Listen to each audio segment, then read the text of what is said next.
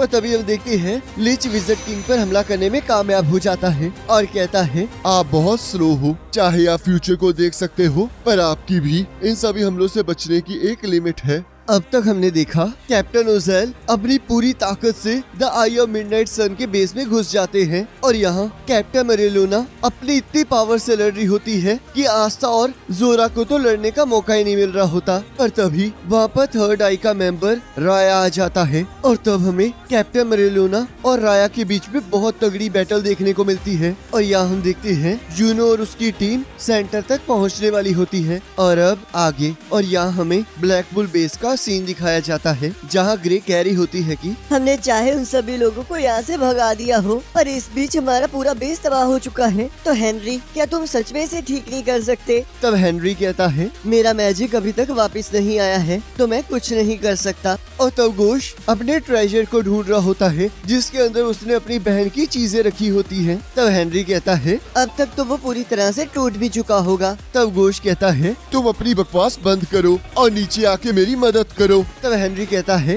पर मैंने तुम्हें पहले ही बताया है। तब गोश कहता है, मुझे उससे कोई फर्क नहीं पड़ता, तुम बस नीचे आओ, नहीं तो मैं तुम्हें मार डालूंगा। और तब हम देखते हैं जैसे ही हेनरी नीचे आता है ग्रे, तब गॉर्डन कहता है, हमने तो तुम्हें पहले ही रोकने की कोशिश, नाइट सन के लोगों को मार डालूंगा। तब हेनरी कहता है, अब तो वो जा चुके हैं, अब तुम क्या ही कर लोगे? तब गोश कहता है, चुप कर जाओ और मेरा मैजिक मुझे वापस दो। तब हेनरी कहता है, मैं ऐसा नहीं कर सकता। तब ग्रे कहती है, तुम ये सब कुछ छोड़ो, मैं तो ये सोच रही हूँ कि द आई ऑफ मिडनाइट सन ने हम पर हमला क्यों किया था और पता नहीं उनके हाथ में वो क्या था। तब गोश कहता है, तुम इसके बारे में चिंता करना बंद करो, कैप्टन यामी जब वापस आएंगे तो वो खुद देख लेंगे। पर मुझे ये समझ नहीं आ रहा कि आखिरकार उन्होंने ये क्यों कहा था कि हमें इस जगह को लुटेरों से बचाना है। क्या उन्हें पहले से पता था कि यहाँ पर हमला होने वाला है? और यहाँ हम देखते हैं कैप्टन यामी अभी भी कैप्टन विलियम का इंतजार कर रहे होते हैं। तब गोल्डन डॉन के कुछ मेंबर्स कह रहे होते हैं कि क्या ये इतनी देर से कैप्टन विलियम का इंतजार कर रहे हैं? पर इनकी शक्ल से तो ऐसा लग रहा है कि ये तो बहुत ज्यादा गुस्से में हैं। क्या हमें इन्हें बुलाना भी चाहिए? तब कैप्टन यामी उन्हें डराकर वहाँ से भेज देते हैं और तब गोल्डन डॉन के कुछ मेंबर्स कैप्टन यामी के लिए चाय लाते हैं और तब वो उन पर गुस्से से भड़क उठते हैं और कहते हैं, आखिरकार कब विलियम यहाँ आएगा? और तब वो कैप्टन यामी को दिलासा देने लगते हैं। तब कैप्टन यामी फिर से उन्हें डांटते हुए कहते हैं, मेरी ride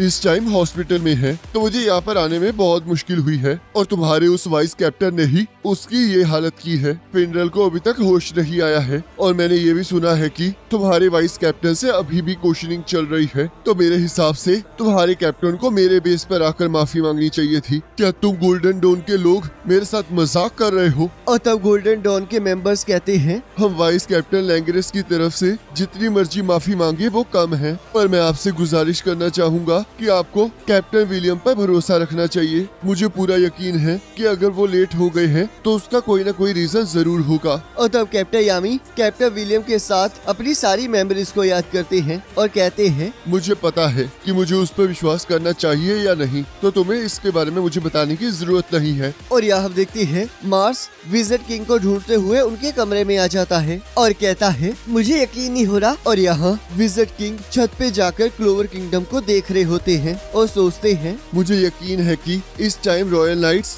the eye of midnight sun के साथ उनके बेस पर लड़ाई कर रहे होंगे। वैसे तो मेरा बहुत मन है कि मैं उन्हें ज्वाइन करूं, पर मैंने उन्हें बहुत करीब से देखा है तो मुझे पता है कि वो बहुत ज्यादा काबिल हैं। उनकी ताकत और उनकी इस किंगडम के लोगों को बचाने की इच्छा रियल है और मुझे पूरा यकीन है कि वो ये सब कुछ संभाल लेंगे। और वैसे भी अगर मैं यहाँ से चला गया तो मार्क्स मुझे नहीं छोड़ने वाला और मेरे पास इस टाइम पूरी करने के लिए एक और जिम्मेदारी है। और कहते हैं, ऐसा बहुत कम हुआ है कि तुम मुझसे कुछ डिस्कस करने आए हो, तो बताओ विलियम, आज यहाँ आने का क्या मोटिव है? तब कैप्टन विलियम कहते हैं, अपना टाइम निकालने के लिए थैंक यू। आपने कभी इस चीज पर ध्यान नहीं दिया कि मैं कैसा दिखता हूँ और आप वो पहले पर्सन थे जिन्होंने मेरी स्ट्रेंथ के अकॉर्डिंगली मुझे एक्नॉलेज किया और आप ही ने मेरे लिए फ्यूचर के सारे दरवाजे खोल दिए। मैं फोरसेकन रेल्म के एक छोटे से विलेज में पला बड़ा हूँ जहाँ पर सभी लोग मुझे श्रापित बच्चा कहते थे और चाहे मुझे एक नोबल फैमिली ने एक्सेप्ट कर लिया था पर फिर भी लोग मेरे साथ अच्छा बिहेव नहीं करते थे। पर फिर आपने मेरे अंदर कुछ काबिलियत देखी और मेरी पावर्स को एक्नॉलेज करते हुए मुझे मैजिक नाइट्स में इनवाइट किया और जब आपने मुझे ये मास्क दिया तब मैंने कसम खा ली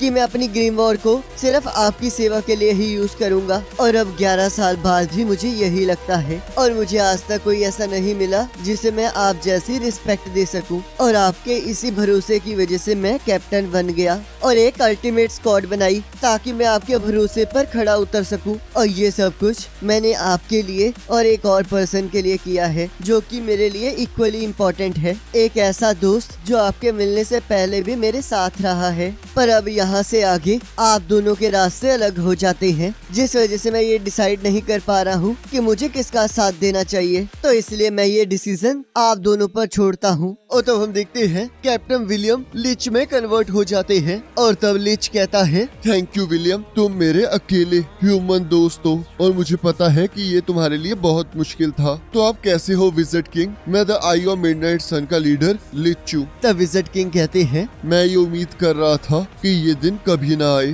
पर देखो तुम फिर भी मेरे सामने खड़े हो। मुझे अंदाजा हो गया था विलियम कि तुम अपनी कोई ऐसी साइड छुपा रहे हो जो कि तुम दूसरों को दिखाना नहीं चाहते, और मुझे पूरा यकीन है कि कैप्टन यामी को भी इसके बारे में पता लग गया होगा और वर्मिलियन भी ये देखकर हैरान हो गया होगा, इसलिए उसकी ये हालत हुई है। और जब द आई ऑफ मिडनाइट सन ने रॉयल कैपिटल पर हमला किया था तब मुझे लिच के साथ लड़ते टाइम कुछ अजीब सी फीलिंग आई थी, और मुझे उस टाइम भी लगा कि मैंने ये मैजिक पहले भी कहीं फील किया है। पर मैंने शक करना तब स्टार्ट किया जब मैंने उसका हाथ जख्मी कर दिया था, पर मैं फिर भी तुम पर शक नहीं कर पाया क्योंकि मैं तुम पर बहुत ज्यादा विश्वास करता था। पर अब मुझे सच्चाई पता लग गई है, तुम और विलियम सेम नहीं हो, तुम बस एक ही बॉडी के अंदर दो सोल्स हो। तो इसका मतलब विलियम ने हमें धोखा नहीं दिया है। तो मुझे बताओ कि तुम्हारे चेहरे से वो धब्बे कैसे हट गए? तब लिच कहता है, वो स्कार विलियम की माँ की साइड से था और उसका मेरे साथ कोई लेना देना नहीं है, और मुझे ह्यूमंस से बहुत ज्यादा नफरत है। पर विलियम सबसे डिफरेंट है, और शायद ये इसलिए भी है क्योंकि हम लोग सेम बॉडी के अंदर रहते हैं। पर चाहे वो ह्यूमन है,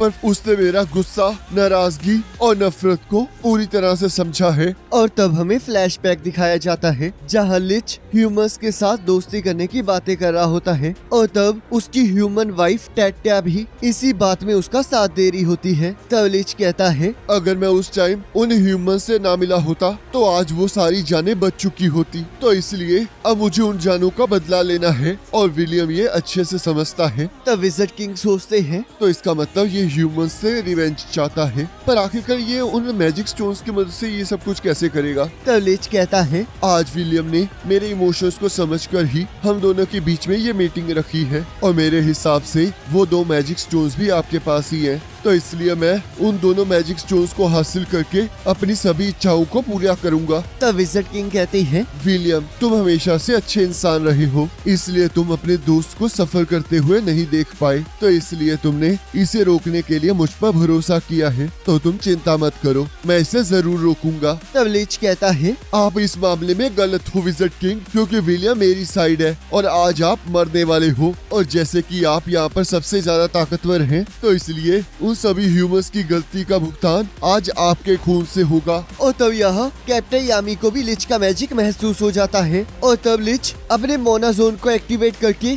विज़र्ड किंग पर हमला कर देता है। पर हम देखते हैं विज़र्ड किंग अपने टाइम मैजिक से उन सभी हमलों को रोक लेते हैं और कहते हैं, लाइट मैजिक चाहे सारे मैजिक एट्रीब्यूट से तेज हो, पर इसका मतलब ये नहीं है कि उसे रोका नहीं जा सकता। तब लिच कहता है, चाहे ये अभी के लिए पॉसिबल हो रहा हो, पर इसकी कोई ना कोई लिमिट जरूर होगी। और तब वो अपनी पूरी ताकत से विज़र्ड किंग पर हमला कर देता है। पर हम देखते हैं विज़र्ड किंग उसके हमलों को रोक रहे होते हैं, और तब लिच सोचता है, इस पर्सन का मैजिक टाइम के फ्लो को कंट्रोल करने का है। ये अपने मैजिक को यूज करके टाइम को रोक भी सकता है और तेज भी कर सकता है, और इनका एक अटैक बहुत ज्यादा खतरनाक हो सकता है। पर मुझे लगता है कि ये मेरी किस्मत है कि मैं लाइट मैजिक के साथ जन्मा हूँ, क्योंकि टाइम मैजिक को सिर्फ लाइट मैजिक ही अपोज कर सकती है। और तब वो विज़र्ड किंग पर अपने लाइट से बने चाबुक से हमला कर देता है, और उनकी लड़ाई के कारण वहाँ की सारी बिल्डिंग्स हिलने लगती है। और यहाँ हम देखते हैं लिच अपनी पूरी ताकत से विज़र्ड किंग पर हमला कर रहा होता है, पर विज़र्ड किंग पूरी स्पीड से उड़ते हुए उसके सारे हमलों को डॉज कर रहे होते हैं, और तब लिच भी उनसे लड़ने के लिए उड़ रहा होता है। पर हम देखते हैं वो फिर भी उन्हें नहीं छू पा रहा होता। तब लिच सोचता है, ये मोना जोन और खून देखे हुए काफी टाइम हो गया। तब लिच कहता है, लगता है आपके टाइम मैजिक की भी लिमिट है। तब विज़र्ड किंग कहते हैं, एक्चुअल में टाइम को मैं कंट्रोल नहीं कर सकता, मैं बस अपने अपोनेंट के टाइम को चुराता हूँ और जो टाइम मैं स्टोर करके रखता हूँ उसे मैं कभी भी यूज कर सकता हूँ। और तब हम देखते हैं विज़र्ड किंग टाइम को रिवर्स करके अपने आप को हील कर लेते हैं और कहते हैं वैसे तो मेरा मैजिक दूसरों के फ्यूचर को स्टील करता है, पर एक विज़र्ड किंग होने के नाते मैं एक ऐसा फ्यूचर बनाना चाहता हूँ जहाँ पर किसी तरह का कोई डिस्क्रिमिनेशन ना हो और मैं तब तक नहीं मर सकता जब तक मैं इस फ्यूचर को पा नहीं लेता। तब लिच कहता है इस तरह का फ्यूचर ह्यूमंस के लिए पाना इम्पॉसिबल है। और तब वो विज़र्ड किंग पर हमला कर देता है और सोचता है अब मैं आप पर इतनी ज्यादा तेजी से हमला करूंगा कि आपको अपनी पूरी ताकत यूज करनी पड़ेगी, जिससे कि आप ना ही मेरे पास पहुंच पाएंगे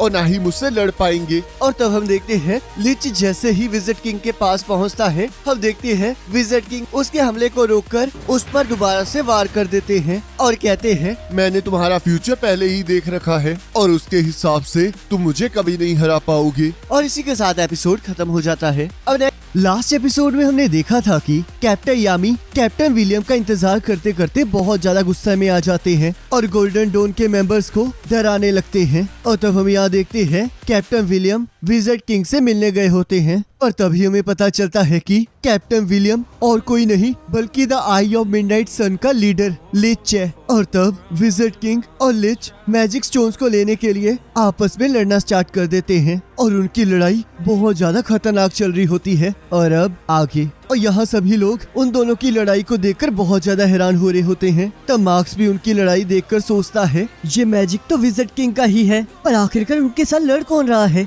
और अगर ये लाइट मैजिक है तो इसका मतलब ये और कोई नहीं the eye of midnight sun का लीडर लिच है। पर इस टाइम तो सारे royal knights the eye of midnight sun के बेस पर हमला करने गए हुए हैं, तो आखिरकार ये यहाँ क्या कर रहा है और ये कैसल के अंदर तक कैसे पहुँच गया? क्या इसी ने ही मेरी और विज़र्ड किंग की कम्युनिकेशन को बंद किया था? और हम देखते हैं विज़र्ड किंग और लिच एक दूसरे को कांटे की टक्कर दे रहे होते हैं और यहाँ कैसल के गार्ड्स कुछ भी समझ नहीं पा रहे होते। तब मार्क्स उन्हें शांत रहने के लिए कहता है और उन्हें किंगडम की सुरक्षा करने के लिए कहता है। तब मार्क्स सोचता है इस टाइम हमें शांत रहना चाहिए, क्योंकि अगर हम इनकी लड़ाई में घुसेंगे तो हम विज़र्ड किंग के लिए सिर्फ एक बोझ ही बनेंगे। वैसे मुझे लगता तो नहीं है कि विज़र्ड किंग हारेंगे, पर अगर फिर भी कुछ ऐसा होता है तो सिर्फ मैजिक नाइट स्क्वाड कैप्टन्स या फिर उनके जैसे ही ताकतवर लोग ही इससे लड़ पाएंगे। तो इसलिए मुझे सारे मैजिक नाइट हेडक्वार्टर्स में मैसेज भेजना होगा। और तब मार्क्स अपनी मैजिक की मदद से सभी लोगों को लिच के बारे में बताता है और सभी मैजिक नाइट्स को लड़ने के लिए तैयार रहने के लिए कहता है। तब यहाँ लियोपोल्ड सोचता है the eye of midnight sun का लीडर यहाँ पर है, तो इसका मतलब मेरे भाई का बदला लेने का टाइम आ चुका है। और तब वो कहता है क्रिम्सन लायंस के मेंबर्स तैयार हो जाओ, याद करो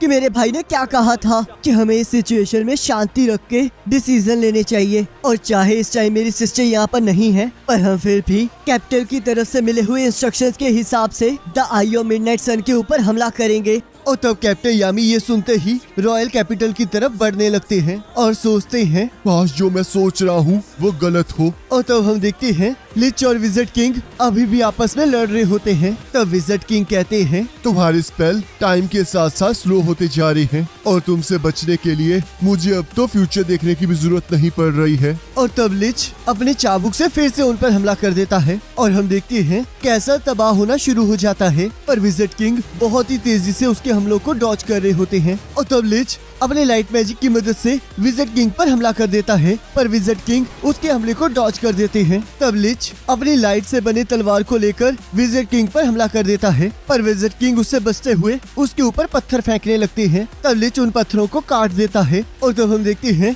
लिच विज़र्ड किंग की आंखों से गायब हो जाता है। पर जैसे ही वो विज़र्ड किंग पर हमला करने लगता है, विज़र्ड किंग उसी टाइम उसे पकड़ लेते हैं। तब लिच सोचता है ये तो मेरी स्पीड पर भी मेरा मुकाबला कर पा रहा है, आखिरकार ये बंदा कितने आगे का फ्यूचर देख सकता है। और तब लिच फिर से विज़र्ड किंग पर हमला कर देता है, पर विज़र्ड किंग उससे बच जाते हैं और उसके हमले को उसी की तरफ फेंक देते हैं। और जैसे ही लिच को पकड़ने लगते हैं, हम देखते हैं लिच उससे बच जाता है। तब विज़र्ड किंग कहते हैं तुम तो सच में कमाल के हो। मैं चाहे फ्यूचर में तुम्हारे मूवमेंट्स को देख पा रहा हूँ, पर मैं फिर भी तुम्हें पकड़ नहीं पा रहा हूँ। ये तो सच में बहुत कमाल की बात है। तब लिच सोचता है आखिरकार ये आदमी इतना ज्यादा पावरफुल कैसे है, ये तो मामूली सा इंसान ही है, तो आखिरकार ये सब कुछ कैसे कर पा रहा है। तब विज़र्ड किंग कहते हैं क्या तुम सरेंडर कर सकते हो, क्योंकि मैं विलियम की बॉडी को नुकसान नहीं पहुंचाना चाहता। तब लिच सोचता है और ये इसलिए मुझसे नहीं लड़ रहे हैं क्योंकि ये मुझे जिंदा पकड़ना चाहते हैं। ये तो मेरी 4 लीफ क्लोवर ग्रिम वॉर के सामने भी बहुत अच्छे से लड़ पा रहा है, तो आखिरकार इसकी ग्रिम वॉर कैसी दिखती है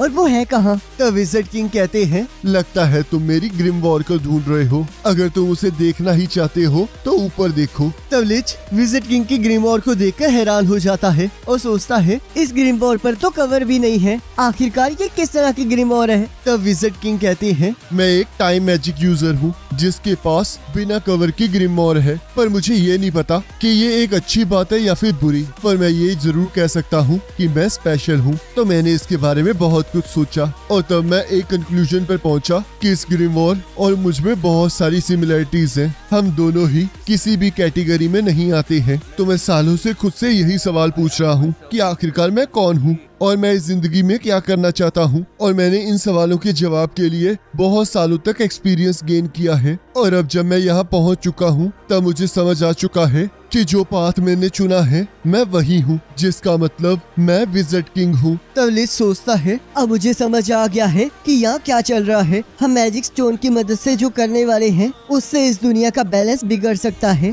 तो इसलिए किस्मत ने इस इंसान को हमें रोकने के लिए बनाया है। तो इसका मतलब यही वो इंसान है जो हमें रोक सकता है। और तब विज़र्ड किंग लिच के पीछे आकर कहते हैं, मैं विज़र्ड किंग हूँ और मैं इस किंगडम को बचा कर रहूंगा। तब लिच सोचता है, तो इसका मतलब यही वो रीजन है जिस वजह से मुझे इसे हराना ही होगा। और कहता है, तो तुम इस किंगडम को बचाना चाहते हो तो जाओ फिर बचाओ उन्हें। और तब वो अपने ऊपर वाली सील को हटा देता है जिससे उसकी पावर और ज्यादा बढ़ जाती है। और तब हम देखते हैं पूरे क्लोवर किंगडम पर लाइट मैजिक की तलवारें नीचे गिरने लगती हैं। तब लिच सोचता है, ह्यूमंस ने मुझसे मेरे दोस्त, मेरे खुशी के पल, सब कुछ एक ही पल में छीन लिया, तो इसलिए ह्यूमंस को इसकी सजा जरूर मिलेगी, चाहे मुझे नेचर का बैलेंस बिगाड़ना ही क्यों ना पड़े। तब यहाँ विज़र्ड किंग सोचते हैं, किसने सोचा था कि इसके पास ऐसी पावर होगी जो कि पूरे क्लोवर किंगडम को घेर लेगी? तो क्या ये अब इन सभी से क्लोवर किंगडम के लोगों पर हमला कर देगा? तब लिच कहता है, मैं चाहे तुम्हें नहीं मार सकता पर मैं इन सबको जरूर मार सकता हूँ।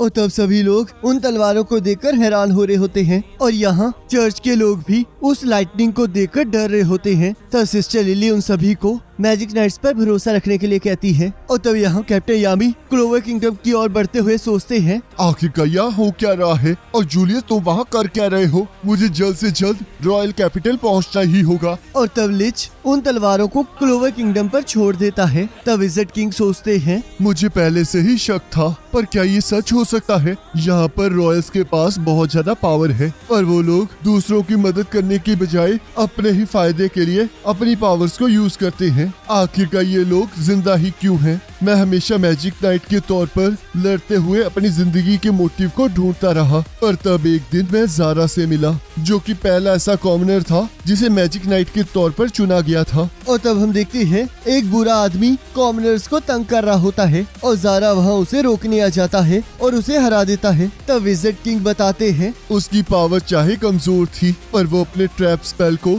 लड़ाई के दौरान बहुत चालाकी से यूज करता था और उसे देखकर पता चलता था कि उसने कितना ज्यादा हार्ड वर्क किया है। और वो सबसे अलग था क्योंकि जहाँ सभी मैजिक नाइट्स को सिर्फ अपनी पर्सनल अचीवमेंट और स्टेटस से फर्क पड़ता था, वह वो अकेला ऐसा था जो कि लोगों को बचाने के लिए आगे खड़ा होता था। और चाहे उस टाइम मुझे भी नहीं पता था कि असली मैजिक नाइट कहते किसे हैं, पर उसे देखकर मैं समझ गया था कि वही एक ट्रू मैजिक नाइट है। पर थोड़ी टाइम बाद मुझे पता चला कि वो मर चुका है। ज़ारा ने हमेशा से मैजिक नाइट्स की सारी ड्यूटीज को पूरा किया है और मैं भी उसी की तरह एक मैजिक नाइट बनना चाहता था, पर तब मुझे पता चला कि उसी के एक टीममेट ने उसे मार दिया था और बाकी मैजिक नाइट्स को इससे कोई फर्क भी नहीं पड़ रहा था क्योंकि एक कॉमनर का मरना उनके लिए कोई बड़ी बात नहीं थी। और ये सिर्फ मैजिक नाइट्स की बात नहीं थी बल्कि सारे किंगडम के लोग भी ऐसा ही सोचते थे कि नॉवेल्स हमेशा सबसे ऊपर रहेंगे और कॉमनर सबसे नीचे। पर मेरी सोच उन सबसे अलग थी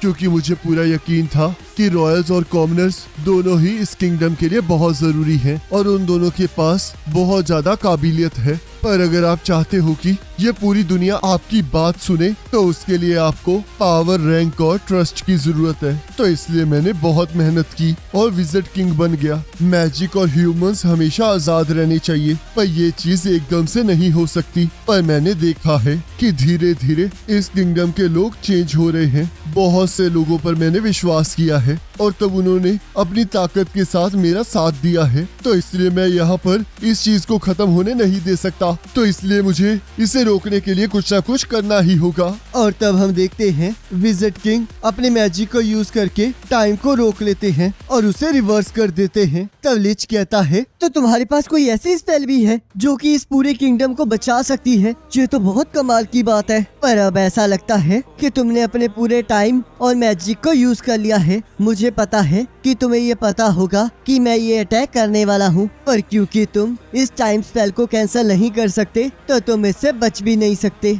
और तब हम देखते हैं लिच ने अपनी तलवार को विजिट किंग के आर पार कर दिया होता है। तब लिच कहता है, तुम विजिट किंग हो और लोगों को बचाना तुम्हारा धर्म है और यही चीज तुम्हारी सबसे बड़ी कमजोरी भी है। और तब लिच को वो मैजिक स्टोन्स मिल जाते हैं। तब कैप्टन यामी अपनी तलवार को निकाल कर कहते हैं, जल्दी से बताओ विलियम, आखिरकार यहाँ पर चल क्या रहा है? अब तक हमने देखा लिच और विजिट किंग एक दूसरे के साथ अपनी पूरी ताकत के साथ लड़ रहे होते हैं। तब मार्क्स सारे मैजिक नाइट हेडक्वार्टर्स को इसके बारे में बता देता है और कैप्टन यामी ये सुनते ही रॉयल कैपिटल की तरफ चल पड़ते हैं। और यहाँ लिच विजिट किंग की बिना कवर वाली ग्रिम वॉर को देखकर बहुत ज्यादा हैरान हो रहा होता है। और तब लिच अपनी ताकत को बढ़ाने के लिए अपने ऊपर लगी हुई सील को तोड़ देता है और अपनी मैजिक से पूरे क्लोवर किंगडम पर हमला कर देता है। पर विजिट किंग अपने मैजिक को यूज करके पूरे किंगडम को बचा लेते हैं। पर इस चक्कर में लिच विजिट किंग पर हमला करने में कामयाब हो जाता है और हम देखते हैं कैप्टन यामी भी वहाँ तक पहुँच जाते हैं। और अब आगे तब कैप्टन यामी कहते हैं, विलियम, आखिरकार यहाँ पर चल क्या रहा है? तब लिच कहता है, विलियम मेरे अंदर सो रहा है। पर तब तुम्हें विजिट किंग का अंत देखकर बिल्कुल अच्छा नहीं लगा। तब कैप्टन यामी कहते हैं, आखिरकार तुम क्या बकवास कर रहे हो? अब तक तुमने जो किया है उसके लिए तुम्हें सजा जरूर मिलेगी। और मार्क्स, आखिरकार तुम यहाँ खड़े खड़े क्या देख रहे हो? जल्दी जाओ और डॉक्टर ओमन को यहाँ ले आओ। विजिट किंग को बचाने का हमारे पास अभी भी एक मौका है। तब लिच कहता है, इसका कोई फायदा नहीं है। विजिट किंग बहुत जल्दी मरने वाला है। और जूलियस, मुझे ये देखकर बहुत अच्छा लगा कि तुमने अंत तक अपने किंगडम को बचाया है, पर फिर भी हम कभी भी एक दूसरे को नहीं समझ पाएंगे। और तब हम देखते हैं वोल्टस लिच को लेने वहाँ आ जाता है और कैप्टन यामी जैसे ही अपनी डायमेंशन स्लैश से उन पर हमला करते हैं हम देखते हैं। और तब विजिट किंग कैप्टन यामी से कहते हैं, तुम्हारा वो हमला सच में बहुत इम्प्रेसिव था और तुम सच में बहुत अच्छे मैजिक नाइट बने हो। मुझे ये जानकर बहुत खुशी हुई कि मेरे आने वाली जनरेशन बहुत अच्छी है और उसके आगे वाली जनरेशन भी बहुत अच्छे से ट्रेन हो रही है। तो इसलिए नए मैजिक नाइट्स के साथ मेरी दुआएं हैं। और यहाँ हम देखते हैं कैप्टन मेरिलोना राया को बहुत बुरी तरह मार रही होती है। और तब राया अपनी थर्ड आई की पावर्स को एक्टिवेट कर लेता है और कहता है, इससे पहले कि मैं मर जाऊं, उससे पहले मैं अपने आप को सेल्फ डिस्ट्रक्ट करके अपने साथ साथ तुम्हें भी मार डालूंगा। और सोचता है, अब मुझ पर एक भी वार करो। और तब देखो यहाँ पर कितना बड़ा धमाका होता है। और तब जैसे ही कैप्टन मेरिलोना राया पर हमला करने लगती है वैसे ही आस्था आकर अपने एंटी मैजिक स्वॉर्ड से उस मैजिक को काट देता है। तब राया सोचता है, लगता है इस एंटी मैजिक किड ने पहले ही मेरे सेल्फ डिस्ट्रक्ट स्पेल को महसूस कर लिया था और उसने उस लेडी के हमले से पहले ही मेरे मैजिक को काट दिया। आखिरकार ये कितनी तेजी से अपने अपोनेंट के मूव को रीड और एक्ट कर सकता है। तब आस्था कहता है, उन दोनों ने भी तुम्हारी तरह ही अपने आप को सेल्फ डिस्ट्रक्ट करने की कोशिश की थी, तो इसलिए मुझे पता था कि तुम आखिरकार क्या करने वाले हो। आखिरकार तुम्हारी हिम्मत कैसे हुई? अपनी जिंदगी को ह्यूमर से बदला क्यों लेना चाहते हो? जब तक मैं तुम्हारे हिस्से की कहानी नहीं सुन लेता और तुम मेरे हिस्से की कहानी नहीं सुन लेते तब तक मैं यहाँ पर किसी को मरने नहीं दूंगा। तब कैप्टन मेरिलोना आस्था को पकड़कर कहती है, आखिरकार तुम्हारी हिम्मत कैसे हुई मेरे लड़ाई के अंदर आने की? ये the eye of midnight sun के लोग हैं जिन्होंने क्लोवर किंगडम को तबाह किया था और यहाँ पर ये अपनी स्टोरी को शेयर करने नहीं आए हैं, तो इसलिए मेरे रास्ते से हट जाओ। मैं इन्हें यहाँ पर जिंदा गाड़ दूंगी। तब आस्था कहता है, पर ऐसा क्यों है? हम लोग एक जैसे ही हैं। हम लोग एक दूसरे से इसलिए गुस्सा हैं क्योंकि दोनों साइड ने कुछ ऐसा खोया है जिससे वो प्यार करते थे। मैंने इसके बारे में बहुत सोचा कि हम दो साइड्स एक दूसरे पर इसलिए हमला कर रहे हैं क्योंकि हम दोनों ही एक दूसरे को माफ नहीं कर पा रहे हैं। तो आखिरकार हम लोग इस नफरत को कैसे खत्म करेंगे? मैं जानता हूँ कि मैं ज्यादा स्मार्ट नहीं है, पर क्या हम इस नफरत को खत्म करने का कोई रास्ता नहीं ढूंढ सकते? मेरा एक सपना है कि मैं एक ऐसी दुनिया बनाऊं जहाँ सारे रॉयल्स, नोबल्स, कॉमनर्स और वो लोग जो ह्यूमंस नहीं हैं, वो सारे के सारे बिना किसी नफरत के एक साथ रह सके और हमेशा खुश रहें। और देखना, जब मैं विजिट किंग बन जाऊंगा तब मैं ऐसी ही एक दुनिया बनाऊंगा। और यहाँ विजिट किंग भी यही सारी बातें सोच रहे होते हैं। तब कैप्टन मेरेलोना सोचती हैं, आखिरकार ये किस तरह का बेवकूफ है? ये इतनी बड़ी और गहरी बातें कितनी आसानी से कह रहा है। तब राया सोचता है, मुझे काश सारे ह्यूमंस भी इनकी तरह ही सोचते, पर अब इसका कोई फायदा नहीं है। और यहाँ लिच मैजिक स्टोन लगाने वाले पत्थर के पास पहुँच जाता है और सोचता है, अब वक्त आ गया है और अब तो हमें कोई रोकने वाला भी नहीं है। दूसरी तरफ कैप्टन यामी विजिट किंग को हौसला रखने के लिए कह रहे होते हैं। तब विजिट किंग कहते हैं, वो लिच बहुत ज्यादा ताकतवर है। वो तो बिना मैजिक स्टोन की हेल्प से भी हमारे पूरे किंगडम को एक ही बारी में खत्म कर सकता था। पर अगर वो इस सब के बावजूद भी उन सभी मैजिक स्टोन्स को इकट्ठा कर रहा था, तो इसका मतलब वो कुछ ऐसा करने वाला है जो कि हमारे पूरे किंगडम को तबाह कर देगा। मुझे माफ कर देना कि मैं उसे मैजिक स्टोन ले जाने से रोक नहीं पाया। मैं एक विजिट किंग कहलाने के लायक ही नहीं हूँ। तब कैप्टन यामी कहते हैं, आखिरकार तुम क्या बकवास कर रहे हो? तुमने अभी अभी पूरे किंगडम को बचाया है। तब विजिट किंग कहते हैं, लेते हैं। और तब हमें कैप्टन यामी की कैप्टन बनने तक की जर्नी दिखाई जाती है। और यहाँ विजिट किंग कहते हैं, यामी, अब मैं सब कुछ तुम पर छोड़कर जा रहा हूँ। और हम देखते हैं विजिट किंग के सिर पर लगा हुआ मार्क गायब हो जाता है और वो कहते हैं, मुझे बहुत खुशी है कि मैं इस जन्म में बहुत सारे लोगों के साथ मिला और मैंने बहुत अलग अलग तरह के मैजिक देखे। मेरी जिंदगी सच में बहुत कमाल की थी। और तब हम देखते हैं विजिट किंग के साथ साथ उनकी ग्रिम वॉर भी खत्म हो जाती है। तब यहाँ कॉब सोचता है, मुझे उम्मीद है कि सब लोग अंदर ठीक होंगे। मैंने बहुत घंटों से इस स्पेशल जैमिंग स्पेल को एक्टिवेट करके रखा हुआ है, पर अब तो ये मेरे लिए और भी ज्यादा मुश्किल होता जा रहा है। पर मुझे इस टाइम हार नहीं माननी चाहिए। सभी लोग यहाँ पर अपनी जिंदगियों को रिस्क में डालकर द आई ऑफ मिडनाइट सन से लड़ने आए हैं ताकि क्लोवर किंगडम का फ्यूचर सिक्योर हो सके। तो इसलिए टीम अपनी पूरी ताकत से लड़ना। और यहाँ हम देखते हैं यूनो और उसकी टीम सेंटा की तरफ बढ़ रही होती है और उन्हें वहाँ बहुत सारा मैजिक फील हो रहा होता है। और वो देखते हैं सेंटर में एक पर्सन होता है और वहाँ पर आस्था की तलवार जैसी ही एक तलवार लटकी होती है। तब यहाँ लिच कहता है, अब इस आखिरी मैजिक स्टोन को लगाकर the tree of life monument हमारी सारी पावर्स को अवेकन कर देगा।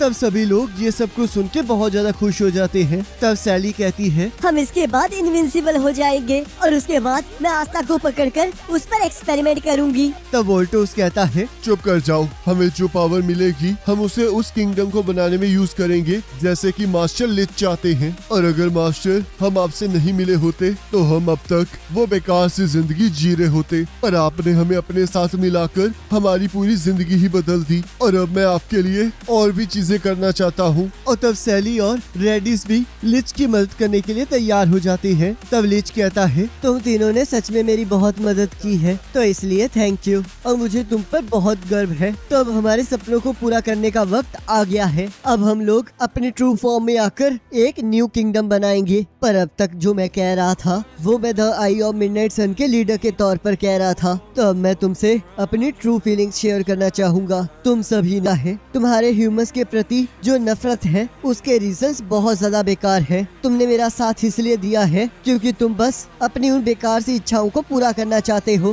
ह्यूमन सच में बहुत ज्यादा सेल्फिश, होपलेस और अगली क्रिएचर्स होते हैं और तुम लोग भी ऐसे ही हो। तो इसलिए अलविदा। और तब लिच आखिरी बच्चे मैजिक स्टोन को भी लगा देता है और हम देखते हैं चारों तरफ रोशनी हो जाती है और सारे क्लोवर किंगडम को ये सब कुछ दिख रहा होता है। और यहाँ the eye of midnight sun के मेंबर्स की भी पावर बढ़ने लगती है। तब यह राया कहता है, अब वक्त आ गया है जब हम अपनी ट्रू फॉर्म और ट्रू पावर्स को पालेंगे। और तब यहाँ सेंटर में जो पर्सन प्रेजेंट होता है वो भी अपनी आंखें खोल लेता है। तब मिमोसा सबको बाहर निकलने के लिए कहती है अब गाइस असली लड़ाई इसके बाद स्टार्ट होगी। अब अगर आप अब तक हमने देखा लिच विज़र्ड किंग को मार देता है और कैप्टन यामी के हमला करने से पहले ही वहाँ से भाग निकलता है। तब विज़र्ड किंग यहाँ अपनी आखिरी सांसें गिन रहे होते हैं और कैप्टन यामी को बाकी चीजों को संभालने के लिए कहते हैं। तभी हम देखते हैं उनकी ग्रीन वॉल पूरी तरह से तबाह हो जाती है और वो मर जाते हैं। और यहाँ लिच उन मैजिक स्टोन्स को एक पत्थर पर लगा देता है जिससे चारों तरफ उजाला हो जाता है। और यहाँ हम देखते हैं लिच अपने ही साथियों को धोखा दे देता है और यहाँ the eye of midnight sun के बेस पर उनके मेंबर्स की पावर बढ़ने लगती है और यूनो भी एल्व्स में ट्रांसफॉर्म हो जाता है। और अब आगे तब यहाँ हमें एल्व्स का पास्ट दिखाया जाता है जहाँ ग्रिम वॉर सेरेमनी के दौरान लिच को 4 लीफ क्लोवर मिलती है और उसके पास स्वॉर्ड मैजिक होता है। तब थोड़ी देर बाद राया और लिच बाहर बैठे होते हैं और तब पैट्री उनसे मिलने आता है। तब राया उसे वहाँ से जाने के लिए कहता है पर लिच उसे रोक लेता है। तब पैट्री कहता है, आखिरकार तुम क्या सोच रहे हो? क्या सच में हम पर ह्यूमंस हमला करेंगे? तब लिच कहता है, ये तो बस रूमर्स है। तब पैट्री कहता है, पर ये चीज इम्पॉसिबल नहीं है। ह्यूमंस तो इतने खराब होते हैं कि वो जानवरों को बस अपने खेल के लिए ही मार देते हैं। ह्यूमंस चाहे अकेले ताकतवर ना हो पर वो साथ में मिलकर बहुत कुछ कर सकते हैं। और चाहे हम एल्व्स ने उन्हें काफी सारी चीजों से बचाया हो पर फिर भी वो हम पर हमला कर सकते हैं। तब लिच कहता है, ये इसलिए है क्योंकि वो लोग डरते हैं और हम लोग भी वैसे ही हैं। और जब कोई किसी चीज को नहीं जानता है तो वो उससे डरता ही है। और मेरे हिसाब से जब नेचर ने हम सभी को मैजिक और ग्रीन वॉर्स दी हैं तो आखिरकार क्यों हम लोग एक दूसरे को नहीं समझेंगे। और तब हम देखते हैं वहाँ पर एक विंड का टोर्नेडो आ जाता है और उसके अंदर एक लड़की होती है और तब लिच उसे रोकने के लिए अपनी स्वॉर्ड मैजिक से उस पर हमला कर देता है। पर तभी एक और पर्सन उसे रोकने के लिए अपने लाइट मैजिक से उस पर हमला कर देता है। तब पैट्री कहता है, लिच तो सच में बहुत कमाल का है। पर आखिरकार वो कौन है जो कि लाइट मैजिक यूज कर रहा है? उसे देखकर तो ऐसा लग रहा है जैसे उसका भी मैजिक लिच की तरह ही ताकतवर है। और तब यहाँ लिच एक लड़की को बचा लेता है और तब वो पर्सन उस लड़की से कहता है, टैटिया, आखिरकार तुम्हें कैसल से बाहर आने की क्या जरूरत पड़ी? और आखिरकार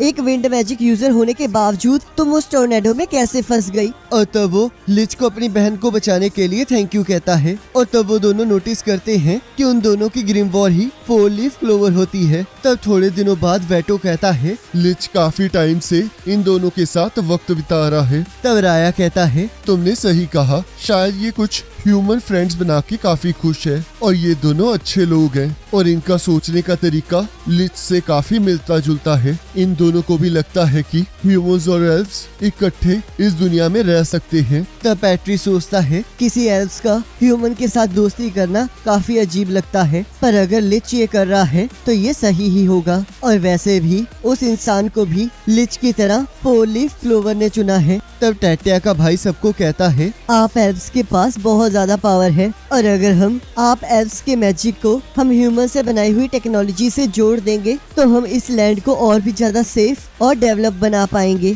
तो चलो फिर सभी लोग मिलकर काम करते हैं। और हम देखते हैं सभी लोग इससे बहुत ज्यादा खुश हो जाते हैं। और तब यहाँ सभी को पता चलता है कि टैटिया लिच के बच्चे की माँ बनने वाली है। तब थोड़ी देर बाद सभी लोग खाना खा रहे होते हैं। तब राया पैट्री से कहता है, तुम अभी भी लिच के साथ घूम रहे हो? क्या तुम्हें पता नहीं है कल की सेरेमनी के बाद वो ह्यूमंस का हो जाएगा? तब टैटिया कहती है, ऐसा कुछ नहीं होने वाला। चाहे मैं लिच से शादी कर लूंगी पर ये फिर भी एल्व्स के साथ ही रहेगा। तब राया कहता है, तुम तो सच में बहुत अच्छी हो पर ये अच्छाई किसी न किसी दिन तुम्हारे लिए मुसीबत बन जाएगी। तब फाना कहती है, तो बताओ लिच, तुम्हें कैसा लग रहा है कि तुम बहुत जल्दी फादर बनने वाले हो? तब लिच कहता है, मुझे ये फील हो रहा है कि ये मैजिक हम पर बहुत ज्यादा मेहरबान है और मुझे खुशी है कि हमारे बच्चे को सभी लोग इस दुनिया में वेलकम कर रहे हैं। ये बच्चा ह्यूमंस और एल्व्स को मिलाने का ब्रिज बनेगा। और तब हम देखते हैं लिच और टैटिया की शादी हो जाती है और सभी लोग उन्हें कांग्रेचुलेट कर रहे होते हैं। तब लिच पैट्री से कहता है, तुम्हें तो आज ग्रीन वॉर मिलने वाली है ना, तो चलो देखते हैं कि तुम्हें आज किस तरह की ग्रीन वॉर मिलती है। और तब सभी लोग बहुत ज्यादा खुश होने लगते हैं। तब पैट्री कहता है, लिच सच में बहुत ज्यादा खुश है। मुझे थोड़ी सी जेलसी हो रही है क्योंकि ये इन दोनों ह्यूमंस की वजह से खुश है। तो क्या जैसे लिच कहा करता था हम सच में वैसे ह्यूमंस के साथ दोस्ती कर पाएंगे। और तब हम देखते हैं उन पर हमला हो जाता है और वो खुद को बचाने के लिए अपने मैजिक को भी यूज नहीं कर पा रहे होते। तब पैट्री कहता है ये तो लाइट मैजिक है, तो इसका मतलब ये उसका काम है। आखिरकार उसकी हिम्मत कैसे हुई हम पर हमला करने की। और यहाँ हम देखते हैं धीरे धीरे करके सारे एल्व्स मरने लगते हैं। तब पैट्री कहता है मैं तुम्हें कभी माफ नहीं करूँगा। और तब उस पर भी हमला हो जाता है। और तब वो देखता है कि लिच एक मैजिक स्पेल को एक्टिवेट करता है। तब वो खुद को किसी की बॉडी के अंदर पाता है और वो देखता है कि वो बिल्कुल लिच की तरह दिखाई दे रहा होता है और सोचता है क्या मेरी सोल लिच की बॉडी के अंदर आ गई है? पर इस बॉडी से तो ऐसा लग रहा है जैसे कि ये एक ह्यूमन की बॉडी है, तो इसका मतलब मैं सच में मर गया हूँ। और जो उस टाइम लिच स्पेल यूज कर रहा था वो शायद हमारे दोबारा पैदा होने के लिए स्पेल होगा। मैं यहाँ पर सभी लोगों की सोच को महसूस कर पा रहा हूँ। तो आखिरकार लिच ने उस स्पेल को एक्टिवेट कर ही दिया ताकि वो एल्व्स को बचा सके। पर लगता है सिर्फ मैं ही दोबारा से जन्म ले पाया हूँ। पर रुको, मेरे पास जो ग्रिमवॉल है वो इस बॉडी के दूसरी सोल की है, तो इसका मतलब मैं इसे यूज नहीं कर सकता। मुझे नहीं पता कि मुझे चुना गया है या फिर ये सिर्फ एक कोइंसिडेंस है, पर सिर्फ मैं ही हूँ जो दोबारा से जन्म ले पाया है और मैं दोबारा से जन्म लेकर बिल्कुल लिच की तरह दिखाई दे रहा हूँ। तो इसलिए सिर्फ मैं ही सबको बचा सकता हूँ। तो इसलिए मुझे लिच बनना ही होगा ताकि मैं सारे एल्व्स को वापस ला सकूं। और तब हम देखते हैं पैट्रिक को भी 4 लीफ क्लोवर मिल जाती है और वो कहता है ह्यूमंस ने हमें धोखा दिया है, तो हम इस टाइम उन्हें डिस्ट्रॉय कर देंगे। और तब हम देखते हैं कुछ टाइम बाद पैट्री राया को किसी और ह्यूमन की बॉडी में दोबारा से रिबॉर्न करवा देता है। तब राया कहता है आखिरकार पैट्री तुम यहाँ क्या कर रहे हो? तब पैट्री कहता है मैं तुम सभी को वापस ला रहा हूँ और यही लिच का मिशन है और मैं आपसे लिच हूँ। और तब राया देखता है पैट्री ने पहले ही फाना और वेटो को पहले से ही जिंदा कर लिया होता है। तब वेटो को जिंदा करते हुए पैट्री कहता है वेटो, तुम एक काइंड सोल थे जो कि एनिमल से बातें कर सकता था, पर इस दुनिया ने तुम्हें बस क्रूएलिटी ही दिखाई है। तो इसलिए आओ और मेरे साथ जियो। तुम्हें अब निराश नहीं होना है क्योंकि असलियत में ह्यूमंस को निराश होना चाहिए। तो इसलिए तुम्हें अब अपनी असलियत याद करनी होगी। और तब यहाँ पैट्री फाना के मरने के बाद भी उसे दोबारा से जिंदा कर देता है। तब पैट्री कहता है यही 3 हैं जिन्हें मैं अब तक जिंदा कर पाया हूँ, पर अगर मुझे सबको जिंदा करना है तो मुझे बहुत ज्यादा पावर और सेक्रीफाइस की जरूरत होगी और हमें इस चीज को पूरा करने के लिए उन मैजिक स्टोन्स को इकट्ठा करना होगा जो कि पहले हमारे विलेज में थे। तो इसलिए अब हम ह्यूमंस का इस्तेमाल करेंगे। और तब हम देखते हैं वो लोग भी पैट्री का साथ देने के लिए तैयार हो जाते हैं। तब यह रेडिस कहता है आखिरकार तुम क्या बात कर रहे हो? तुमने तो कहा था कि हमें बहुत ज्यादा मैजिकल पावर मिलेगी, क्या तुमने हमें धोखा दिया है? तब उनके शरीर पर अलग अलग तरह के धब्बे आने लग जाते हैं। तब पैट्री कहता है मैंने जब तुम्हें नया नाम दिया था तब मैंने तुम्हें अपना साथी बना लिया था और मैं अब इस फॉरबिडन स्पेल को यूज करने के लिए तुम्हें सैक्रिफाइस करने जा रहा हूँ। तब वोल्टस कहता है क्या हम लोग आपके प्रीशियस साथी नहीं थे? तब पैट्री कहता है तुम लोग सच में बहुत प्रीशियस हो क्योंकि तुम लोग वो सैक्रिफाइस हो जो कि मेरे असली साथियों को वापस लाने में मदद करेंगे। और तब वो तीनों मर जाते हैं। और तब हम देखते हैं उन तीनों की शरीर से आत्मा निकल जाती है और चारों तरफ रोशनी छा जाती है। और इसी के साथ एपिसोड खत्म। अब तक हमने देखा हमें एल्व्स का पास्ट दिखाया जाता है जहाँ ह्यूमंस ने उन्हें धोखा देकर मार दिया होता है और पैट्री इसी बात का बदला लेने वापस आया होता है। और यहाँ वो अपने सभी साथियों को जिंदा करने के लिए उन मैजिक स्टोन्स का इस्तेमाल कर रहा होता है और वो इसमें कामयाब भी हो जाता है। और अब आगे तब यहाँ हम देखते हैं कैप्टन रिल ने the eye of midnight sun के कुछ लोगों को पकड़ा होता है और वो उनसे उनके लीडर लिच के बारे में पूछ रहे होते हैं और तभी उनकी लाइफ फोर्स को छीन लिया जाता है। और यहाँ हम देखते हैं पूरे बेस में ऐसा ही हो रहा होता है और रॉयल नाइट्स को कुछ समझ नहीं आ रहा होता। और यहाँ उस डीमन स्कल के पीछे बहुत तेज रोशनी आ रही होती है और सभी लोग इसे देखकर डर रहे होते हैं। तब यहाँ सिस्टर लिली चर्च के लोगों को मैजिक नाइट्स पर विश्वास रखने के लिए कह रही होती है। तब यहाँ रेबेका कहती है इतनी रात को ऐसा क्यों लग रहा है कि जैसे कि यहाँ पर सूरज निकल आया हो। वो थोड़े टाइम पहले पूरे आसमान आसमान में स्वॉर्ड्स दिखाई दे रही थी। आखिरकार इस किंगडम में चल क्या रहा है? तब उस ब्राइटनेस को देखकर गॉर्डन कहता है, लगता है ये लाइट हमारी फ्रेंडशिप की लाइट है। कहीं ये light the eye of midnight sun की तरफ से कोई अटैक तो नहीं है? पर तभी वो लाइट गायब हो जाती है और वहाँ घोष चमकना स्टार्ट हो जाता है और सभी लोग ये देखकर बहुत ज्यादा हैरान हो जाते हैं। और हम देखते हैं क्लोवर किंगडम में बहुत सारे लोग ऐसे ही चमकना स्टार्ट कर देते हैं और यहाँ रॉयल नाइट्स में भी बहुत सारे लोग ऐसे ही चमक रहे होते हैं और किसी को कुछ समझ नहीं आ रहा होता। तब आस्था राया को देखकर कहता है, आखिरकार तुम्हारे साथ हो क्या रहा है? आखिरकार तुम इतना चमक क्यों रहे हो? जल्द से जल्द मुझे ये एक्सप्लेन करो। तब राया कहता है, अब बहुत देर हो चुकी है क्योंकि बहुत जल्द ह्यूमंस खत्म होने वाले हैं। और यहाँ हम देखते हैं मिमोसा की सारी टीम भी कन्वर्ट हो चुकी होती है और जो लोग एल्व्स में कन्वर्ट हो जाते हैं वो बाकी ह्यूमंस पर हमला करने के लिए आगे बढ़ने लगते हैं। तब पैट्रिक कहता है, अब हमारे बदला लेने का वक्त आ गया है ह्यूमंस। तब यहाँ कैप्टन यामी सोचते हैं, वो लाइट किसी तरह का कोई अटैक नहीं थी, तो आखिरकार वो किस लिए हो रहा था? मुझे पूरे किंगडम से बहुत स्ट्रॉन्ग मैजिक फील हो रहा है और ये की भी मुझे काफी जानी पहचानी लग रही है। और यहाँ हम देखते हैं ओमन और मार्क्स भी एल्व्स में कन्वर्ट हो चुके होते हैं। तब कैप्टन यामी कहते हैं, तो तुम लोग यहाँ आ ही गए, पर क्या तुम मुझे ये बताने का कष्ट करोगे कि तुमने हमारे साथियों पर हमला क्यों किया है? तब मार्क्स कहता है, मुझे माफ करना, पर हम वो लोग नहीं हैं जिन्हें तुम जानते हो। हम लोग एल्व्स हैं जो कि यहाँ पर बहुत टाइम पहले रहा करते थे और ह्यूमंस ने हमारे किंगडम को तबाह कर दिया था। तब ओमन कहता है, और इस टाइम हम लोग यहाँ ह्यूमंस को तबाह करने आए हैं और हम किसी को नहीं छोड़ने वाले। तब कैप्टन यामी कहते हैं, लगता है ये लोग बहुत ज्यादा तकलीफ देने वाले हैं। और सोचते हैं, लिच ने कहा था कि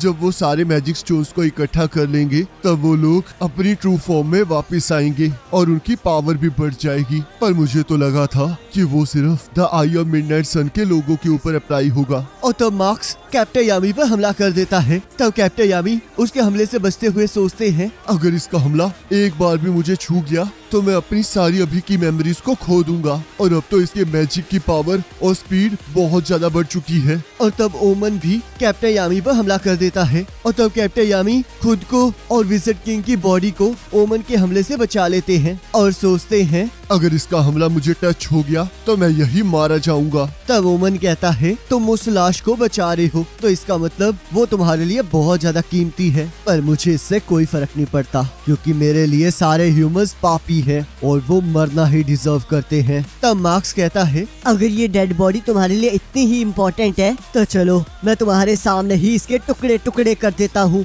और तब मार्क्स कैप्टन यामी पर हमला करने लगता है पर कैप्टन यामी उसके हमले को डॉज करके कहते हैं, आखिरकार तुम्हारी हिम्मत कैसे हुई ऐसा कहने की? और उन दोनों पर हमला कर देते हैं। और तब मार्क्स जैसे ही कैप्टन यामी पर हमला करता है हम देखते हैं कैप्टन यामी उसके हमले को एब्जॉर्ब करके ओमन के जेलीफिश को काट देते हैं और उन दोनों के सिर पर हमला करके उन्हें बेहोश कर देते हैं और कहते हैं, अब तुम दोनों थोड़ी देर आराम करो क्योंकि जिस आदमी की तुम रिस्पेक्ट करते हो उस आदमी से मैंने वादा किया है कि मैं इस किंगडम को बचा कर रहूंगा। और तभी हम देखते हैं कैप्टन शार्लेट कैप्टन यामी पर हमला कर देती है और मार्क्स और ओमन को बचाकर कहती है, लगता है मेरे साथियों तुमने थोड़ा ध्यान नहीं दिया है तो इसलिए थोड़ा अब आराम करो। तब कैप्टन यामी कहते हैं, मुझे नहीं लगा था प्रिंसेस कि तुम भी इनके साथ होगी। तब कैप्टन शार्लेट कहती है, मुझे नहीं पता तुम कौन हो पर एक ह्यूमन के तौर पर तुम सच में बहुत अच्छा लड़ते हो। तब यहाँ हम देखते हैं क्लोवर किंगडम में चारों तरफ आग लगी होती है। तब यहाँ कैप्टन यामी कैप्टन शार्लेट से लड़ रहे होते हैं और सभी लोगों को सुरक्षित जगह जाने के लिए कहते हैं और सोचते हैं, मैं इस किंगडम की बिल्डिंग्स को तो नहीं बचा सकता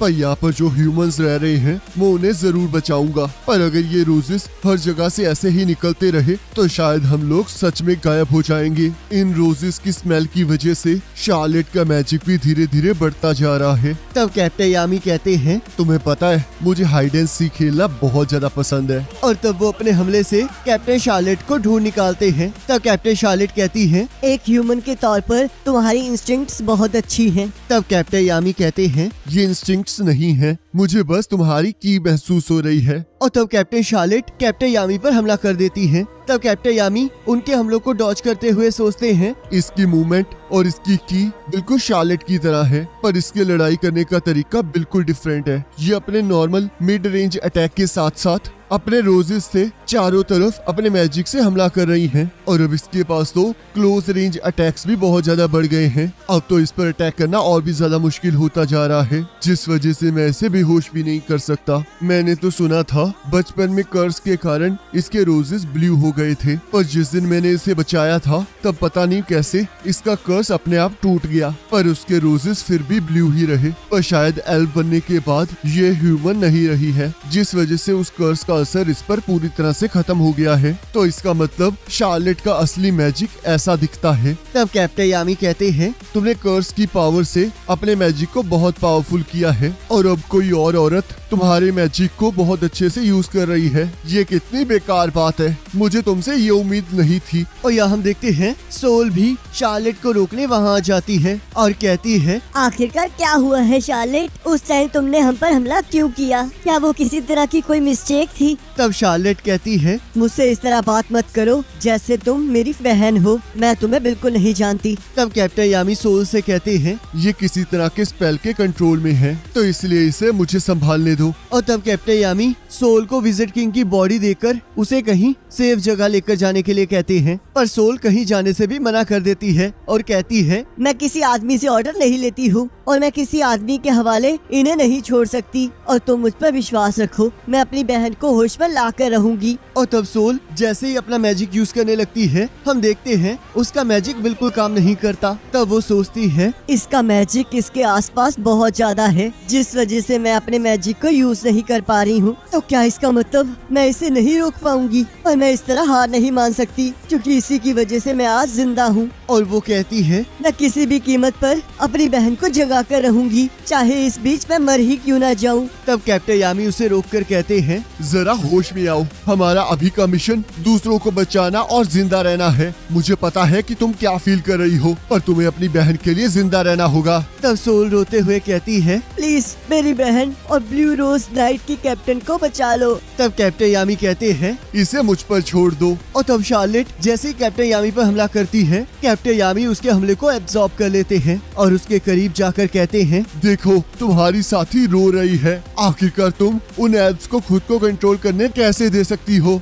मुझे पता है कि तुम इतनी वीक नहीं हो, तो इसलिए होश में आओ। तब कैप्टन शार्लेट कहती है, मानना पड़ेगा, तुम तो सच में बहुत ज्यादा ताकतवर हो। और कैप्टन यामी पर अटैक करने लगती है। तब कैप्टन यामी कहते हैं, इसका मैजिक तो और भी ज्यादा बढ़ चुका है, अब तो मेरा ब्लैक होल भी इसे एब्जॉर्ब नहीं कर सकता, और अगर इसने इसे फायर किया तो ये आधे शहर को उड़ा देगी। मैं हमेशा से तुम्हारी रिस्पेक्ट करता आया हूँ, तो इसलिए मैं तुम्हें आज बचा कर रहूंगा। और तब वो दोनों अपनी पूरी ताकत से एक दूसरे पर हमला कर देते हैं। और यहाँ हम देखते हैं लक और बेन भी कन्वर्ट हो चुके होते हैं। तब नोएल कहती है, आखिरकार तुम्हें क्या हुआ है और तुम्हारे अंदर से उस वेटो जैसा डरावना मैजिक क्यों फील हो रहा है? अब गाइस देखना, लक पहले ही इतना ज्यादा खतरनाक था, अब एल्फ बनने के बाद उसकी फाइट एक बार चेक करना अगले एपिसोड में, आपको बहुत ज्यादा मजा आने वाला है। अब नेक्स्ट